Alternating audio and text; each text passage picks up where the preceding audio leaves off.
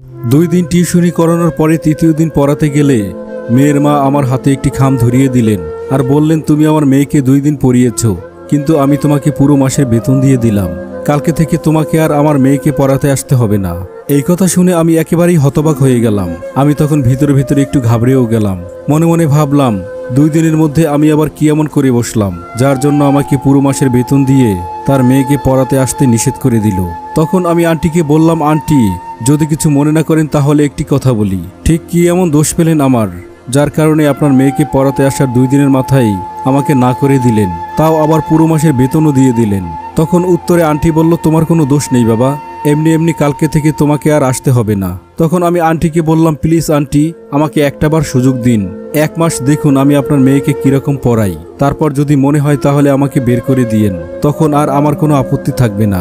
তখন ছাত্রীর মা বলল, আসলে বাবা, আমার মেয়ে তোমার কাছে পড়তে চাইছে না, তোমাকে দেখলেই নাকি ওর কেমন ভয় ভয় লাগে। আমি তখন আসল ব্যাপারটা বুঝতে পারলাম। আমি খামটা আন্টির হাতে দিয়ে বললাম, আন্টি, আপনার মেয়েকে মাত্র 2 দিন পড়িয়েছি, আর এই 2 দিনের জন্য আমাকে কোনো টাকা দিতে হবে না। 2 দিন আমি আপনার মেয়েকে এমনিই পড়িয়েছি। আসলে টিউশনি করতে গেলে যে সুন্দর চেহারা লাগে, স্মার্ট হতে হয়, সেটা আমার আগে জানা ছিল না। এটা জানা থাকলে আমি কখনোই আপনার মেয়েকে পড়াতে আসতাম না। এই কথা বলেই আমি সেখান থেকে চলে আসলাম। রাস্তায় যেতে যেতে ভাবছিলাম কলেজ লাইফের কথা। একবার এক কলেজ অনুষ্ঠানের জন্য স্যার ক্লাসে বসে উপস্থাপক খুঁজছিলেন। আমি তখন হাত তুলে বলেছিলাম, স্যার, স্কুল লাইফে আমি অনেকগুলো প্রোগ্রামে উপস্থাপনা করেছি, আমি খুব ভালো উপস্থাপনা করতে পারি, আমি এই অনুষ্ঠানে উপস্থাপনা করতে চাই, আশা করি খুব ভালো উপস্থাপনা করতে পারবো। তখন স্যার আমার দিকে তাকিয়ে মুচকি হাসি দিয়ে বললেন, তোর মতো কালো কাউয়া ভূত যদি উপস্থাপনা করে তাহলে তো অনুষ্ঠান শুরু হওয়ার আগেই দর্শক পালিয়ে যাবে। সেদিন স্যারের মুখের এই একটা কথার জন্য আমার নাম মুহূর্তেই আব্দুল কাদের থেকে কাউয়া কাদের হয়ে গেল। পরবর্তীতে কলেজে আমাকে কেউ কাদের নামে চিনত না, চিনত কাউয়া কাদের নামে। বহুদিন আগে মাদারীপুর থেকে একবার বাসে করে ঢাকা যাচ্ছিলাম। গাড়িতে উঠে একটু ভেতরের দিকে একটা সিট ফাঁকা পেয়ে সিটে বসতে গেলাম। অমনি পাশের সিটে বসা মেয়েটি আমাকে দেখে ওড়না দিয়ে তার নাক মুখ চেপে ধরল। কিছুক্ষণ পর কন্ট্রাক্টর এলে মেয়েটি তাকে বলল, ভাই, আমাকে এই সিটটা পাল্টে দিন। ঠিক তখনই কন্ট্রাক্টর আমার দিকে তাকিয়ে চোখ গরম করে বলল, ম্যাডাম, এই ছেলেটা কি আপনার সাথে কোনো বেয়াদবি করেছে নাকি? করলে বলুন, ওকে এখনই ঘাড় ধাক্কা দিয়ে গাড়ি থেকে নামিয়ে দেই। কন্ট্রাক্টরের মুখে এমন কথা শুনে তখন সবাই আমার দিকে চোখ বড় বড় করে তাকিয়ে রইল। একজন তো চিৎকার করে বলেই উঠল, অবশ্যই বেয়াদবি করেছে, না করলে কি মেয়েটা সিট পরিবর্তন করতে চায়? এক মহিলা তখন বলল, চেহারা দেখে তো লম্পটের মতোই লাগে, এইসব অসভ্য কুলাঙ্গারের জন্য আজকাল মেয়েরা ঠিকমতো রাস্তাঘাটে বের হতে পারে না। তখন সেখানে এক পর্যায়ে এমন অবস্থা তৈরি হয়ে গেল যে যেন বাসের সবাই মিলে আমাকে মারবে। তারপর সবাইকে কোনো রকমে থামিয়ে দেই। এরপর মেয়েটাকে জিজ্ঞাসা করলাম, আপু, সত্যি করে বলুন তো, আমি কি আপনার সাথে কোনো নোংরামি করেছি? তখন মেয়েটা মাথা নিচু করে বলল, না। আমি তখন সকল যাত্রীকে উদ্দেশ্য করে বললাম, দেখুন, আমি তার সাথে কোনো খারাপ আচরণ করিনি। আসলে আমার দোষটা কি জানেন? আমি দেখতে কালো, দেখতে সুন্দর না, এই জন্যই সে আমাকে ঘৃণা করছে। আর যে মহিলাটা আমাকে দেখে লম্পট বলল, তার দিকে তাকিয়ে বললাম, আপনি আমাকে দেখেই বুঝে ফেললেন আমি লম্পট, অসভ্য। তবে সত্যি কথা কি জানেন, আমি জীবনে কখনো কোনো মেয়ের দিকে খারাপ নজরে তাকাইনি। মাত্র অসভ্যতামি করা তো অনেক দূরের কথা, তবে আজকে আমার খুব ইচ্ছে করছে আপনার সাথে একটু অসভ্যতামি করি। একদিন নিউ মার্কেটে গিয়েছিলাম কিছু কেনাকাটা করার জন্য। তখন আমার এক বন্ধু রুমমেট আমাকে ফোন দিয়ে বলল তার জন্য একটা ফেয়ার অ্যান্ড হ্যান্ডসাম ক্রিম নিয়ে আসতে, আসার পর টাকা দিয়ে দিবে। তারপর আমি কসমেটিক্সের দোকানে গেলাম ফেয়ার অ্যান্ড হ্যান্ডসাম ক্রিম কেনার জন্য। সেখানে যাওয়ার পর যখন আমি ক্রিম চাইলাম, তখন সেই দোকানের ছোট একটা ছেলে আমাকে মুচকি হাসতে হাসতে বলল, শুধু শুধু টাকা নষ্ট করতেছেন ভাই, আপনার গায়ের যে রং, তাতে আপনাকে হুইল পাউডারের মধ্যে 3 দিন চুবিয়ে রাখলেও এই রঙের কোনো পরিবর্তন আসবে না, ক্রিম তো অনেক দূরের কথা। এই কথা শুনে তখন আমার মনে হচ্ছিল ওই দোকানদার ছেলেটার গালে কষিয়ে একটা থাপ্পড় বসিয়ে দেই। কিন্তু পরক্ষণেই আবার ভাবলাম, তারই বা কি দোষ? দোষ তো আমার বাবা মায়ের, তারা আমার মতো একটি কালো ছেলের জন্ম দিয়েছে। তখন মাকে ফোন করে বললাম, মা, শুনেছি বাবা মা যদি কোনো পাপ করে সেই পাপের প্রভাব নাকি কিছুটা সন্তানের উপরও পড়ে। আচ্ছা, তোমরা কি কোনো পাপ করেছো যার জন্য আমার গায়ের রং কালো হয়েছে? মা তখন কাঁদতে কাঁদতে বলল, তুই আবারও সেই কালো রঙের জন্য মন খারাপ করেছিস? তুই কালো হয়েছিস তাতে কি হয়েছে? তুই তো আমার সোনার টুকরা ছেলে। আমি বুঝতে পারলাম মা আমার কথা শুনে অনেক কষ্ট পেয়েছে। তাই মাকে একটু হাসানোর জন্য বললাম, দেখেছো মা, তুমিও আমাকে ভালোবাসো না। যদি ভালোবাসতে তাহলে আমাকে সোনার টুকরা নয়, হীরার টুকরা বলতে। তখন মা হাসতে হাসতে বলল, তুই শুধু আমার হীরার টুকরা নয়, তুই আমার কলিজার টুকরা ছেলে।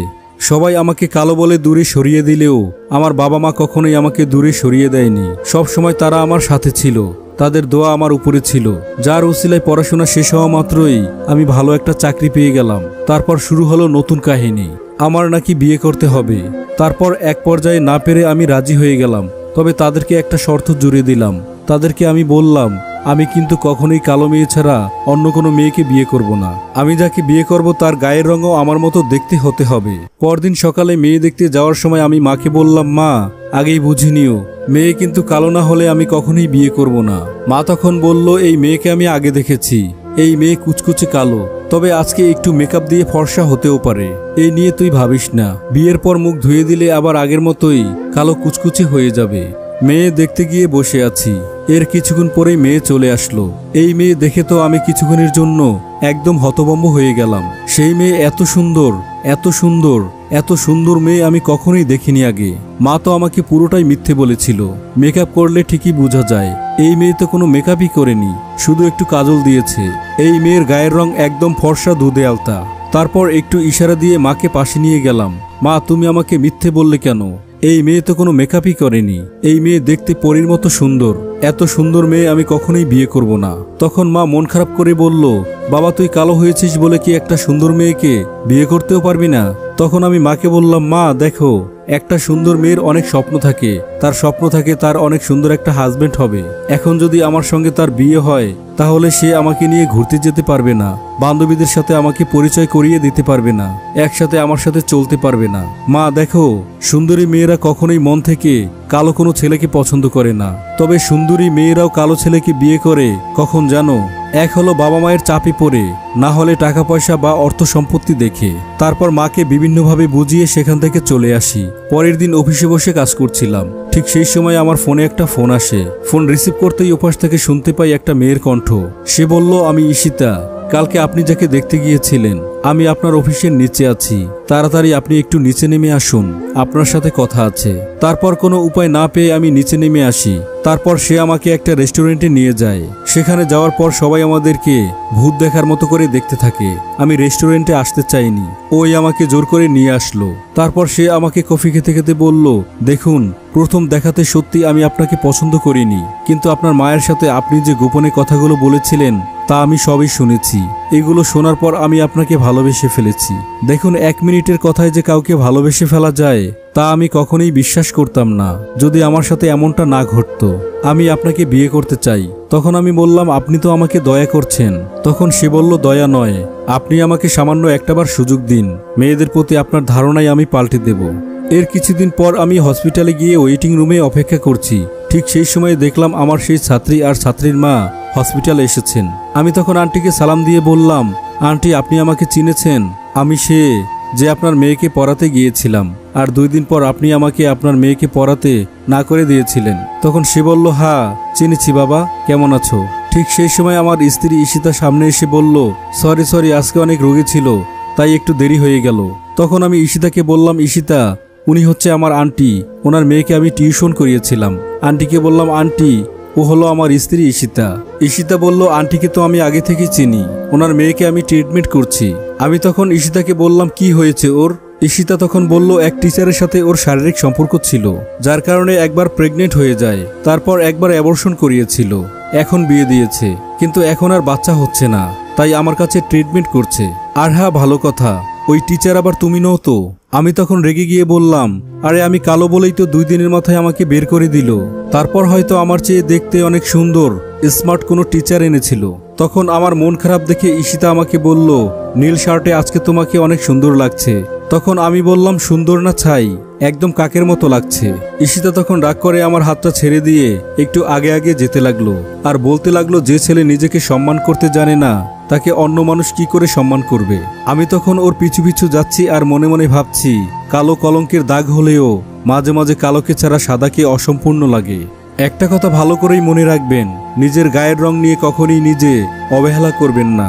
যদি কোনো মানুষ আপনাকে পাত্তা না দেয় তাহলে তাদের থেকে দূরে সরে থাকুন, তবে মহান আল্লাহ তাআলা আপনাকে সব দিক দিয়ে থামাবে না।